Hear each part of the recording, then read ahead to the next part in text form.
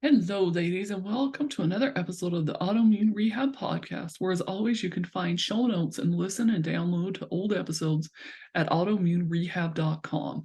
And with no further ado, your host, Anna Laura Brown, diagnosed with Hashimoto's in January of 2018, she doesn't let anything hold her back. She shares avidly her love of dogs, avocados, and all things healthy cooking and healthy living related. Okay, so for today's episode, I thought that I would share with you guys what I am calling my How I Set Health Goals, the Autoimmune Edition podcast. Now, this podcast is probably going to be on the shorter side simply because, there isn't tons of information to share, but I felt like it was important enough to still put it into a short mini episode and share with you a little bit about how I set goals differently in the last, 6 years or so since I have had my autoimmune condition, as opposed to how I used to set health goals before I had an autoimmune condition. Because I feel like there is a difference in how you set health goals or in how you should set health goals once you have been diagnosed as having an autoimmune condition. Okay. So the first thing that I want to bring up is, why is setting health goals different when you have an autoimmune condition as opposed to when you don't? And how did those things change for me? So back before I knew that I had my Hashimoto's, which the doctor that diagnosed me told me I'd probably had it for about 5 years before I got my diagnosis. This is actually pretty typical with Hashimoto's and a lot of thyroid disorders, as well as a lot of other autoimmune conditions as well. And I used to just create annual goals where I would say, okay, this year I'm going to lose a certain amount of weight. This year I'm going to, follow this healthy eating plan. I'm going to do this. I'm going to do that. And it was all based on an annual thing. And it was all based on numbers. Nothing was based around, how I actually felt, what my actual, needs were health-wise outside of weight, all that kinds of things. And it was also based on, how much exercise I'm going to do every day, all that kind of thing. Well, I have to say that I do still set those annual goals, but I also now have monthly and quarterly goals. And I definitely focus a lot more of my health goals on how I'm actually feeling.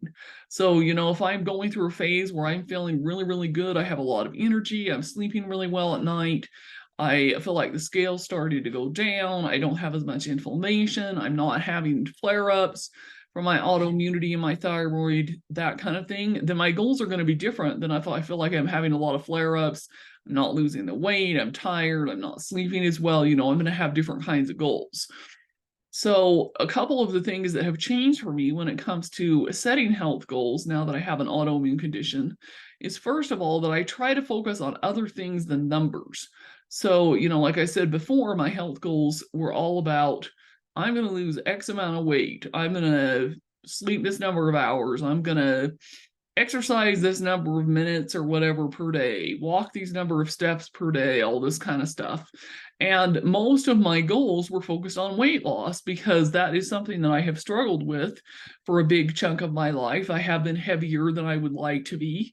And so, that has always been a big part of my goal setting.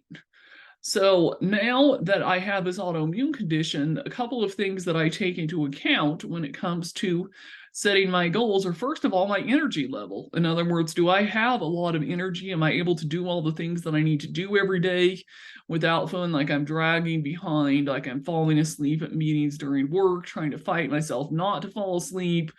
Do I feel like I'm able to focus and concentrate on all the things that I need to focus and concentrate on?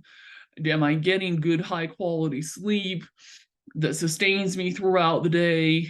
Do I have good bowel movements? Do I have really good digestion? Do I feel like, I'm really good in that area? How much pain do I have on a regular basis? Am I virtually pain free, or am I having flare ups that are causing a lot of pain? Have I been sick recently with like cold, sore throats, fevers, that kind of thing? What are my antibody and thyroid numbers looking like from my labs, all that kind of thing. And then I set those goals based on that. And like I said, a lot of times I set goals that are based on only a month at a time rather than an entire year at a time, Although, like I mentioned previously, I do have goals that I set that are for a whole year. I also focus more specifically on having goals for an entire month. And I don't dwell on my labs a ton. That's the other thing I want to mention too when it comes to goals, because especially if you have either Hashimoto's or Graves' disease, you will know that labs are not the end all be all when it comes to determining your overall health and well being. And those of us that have had Hashimoto's is determined by our thyroid antibodies. Actually, getting them down to a level where we literally no longer have Hashimoto's is pretty much impossible. There are some things you could do to lower them some, but you're probably not going to lower them all the way down to put you completely into remission. So as a result, your health goals need to be based more about how you feel and how you're functioning and doing in your day-to-day life than they do with what numbers are actually appear on a lab. So anyhow, hopefully this has given you a little bit more food for thought when it comes to setting health goals as somebody with an autoimmune condition. And if you would like some additional support and help in that area, I invite you to visit my website and blog at annalaurabrown.com. And I have a free 12-month thyroid health calendar that you can download there that gives you a whole year's worth of space to take notes about thyroid issues, also gives you some different educational ideas, different suggestions and things that you can do to help support a healthy thyroid.